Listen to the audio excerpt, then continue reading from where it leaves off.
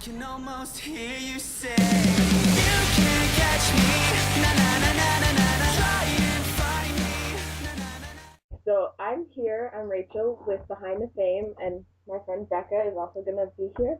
And we're interviewing Alan and Andy from the after party. Okay, what's the meaning behind your band name, and how'd you come up with it? Well, I wouldn't say there's tons of meaning behind the band name. It was really like we were trying to when we were naming the band, we wanted something that was fun and catchy and short, and for some reason we just thought the word party would be appropriate for a name like that. So we kind of just came up with a big list of names, and we went through and just kind of picked one that we liked the best, and after party just stuck. So. And so then you've been after party since? Been the after party ever since. It's been that way. Mm-hmm. Okay, so how have things changed with your friends at home since you've been performing and touring? I'd say things haven't changed too much with our friends at home. That's a good question. I mean, Yeah, it's definitely when we were in high school, a lot of kids kind of thought what we were doing was a joke, and they're like, "Oh, like you guys should be going to college. That's dumb. Like, why would you try and be in a band?" And there was definitely not very much support coming from our community here. But now that we've gotten out and actually done it, it's definitely been a change in the fact that everyone's like, "Oh, it's so awesome. You guys are so cool now, blah, blah, blah." And, the kids that were putting us down before are now the ones that think it's like super awesome and want to be our friends. So, that has kind of changed. But the ones that we were close friends with in high school that were supportive of the band and supportive of us are still really good friends with us now. Mm-hmm. So our friendship. They're proud of where we've gone, and they've always been with us from the beginning. They've always supported us, and that hasn't changed at all. So that's it's great to still have those close friends, even though we don't get to see them hardly ever, and we're always gone. But they're still there for us, and we're still there for them. So we'll always have them back here home for us whenever we have time to come home. That's nice. Yeah. This is a fan question from Jordan McGill. What's the hardest part about writing and recording, and how long does it take to record a song? Ooh, well, the hardest part is probably when you get writer's block. Yeah, I guess. A lot of times you're writing a song, it's going great, and then you just get stuck. And so that's kind of... Yeah, you kind of have to figure out a way to get past that. Mm-hmm. And when you're writing a song, you want it to be awesome. So you're like, if you just come up with ideas that you're not feeling them, it can get kind of frustrating. It definitely gets discouraging. And so, I mean, the best thing to do is we'll step away from it for a while and just kind of come back to it later. Yeah, just put it down for a week or two and then come back with a fresh mind and be able to continue from there. To write a song, it could take anywhere. I mean, we've written complete songs in, like an hour before. Or it's taken us like 3 months to finish a song. It just depends. Mm-hmm. Depends, how tough the song is to write and how easy it comes together. And as far as the recording process goes, it's a pretty quick process. We'll go and we'll do 6 songs in 6 days a lot of times. Wow. So you probably do about a song a day on average, depending on the studio and the producer. Mm-hmm. But it's definitely a really fun, exciting process. You finally get to see your song that you've created come to life, and you put all the instruments and production and stuff in there. It's really exciting.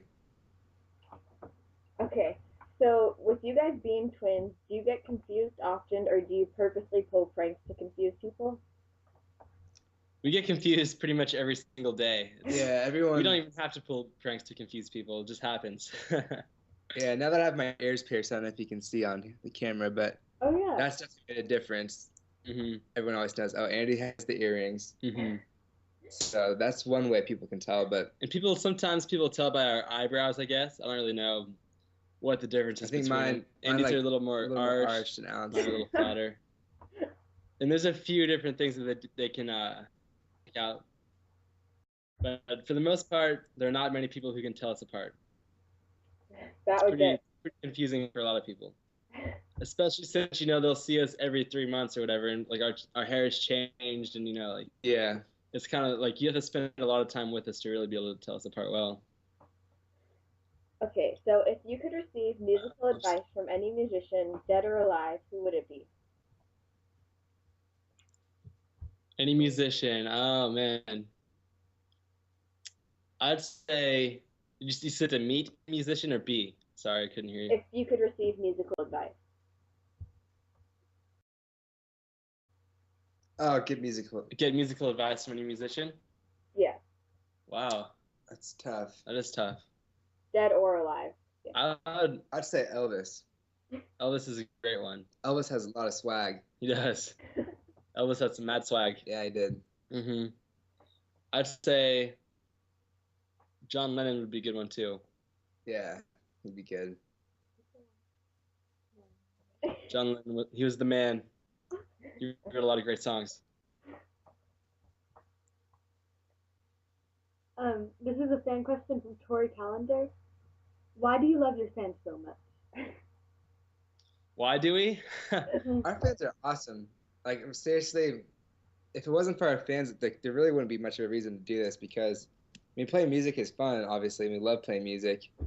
But our fans are the reason that we can actually go out there and spend months on the road. And, like, that gets tough. Like, that really wears me down sometimes. Like, I just get to the point, like, man, I don't know why I'm doing this. But then I remember, like, I play a show and a fan tells me, how much fun she had or that it really How, impacted her life. And yeah, that's you know, kind of the that biggest kind thing for us. inspires us to keep working on and keep working through the tough times. Yeah, it's really encouraging, when a fan tells us that we get to help them through a tough time, and like that helps us through our in tough return, times. that When we hear definitely that helps us. the things that we're doing are making positive changes in people's lives, that's a huge deal for us. You guys still there? Sorry, Yeah. freezing. Yeah. You guys still there? Okay. But yeah, Oh.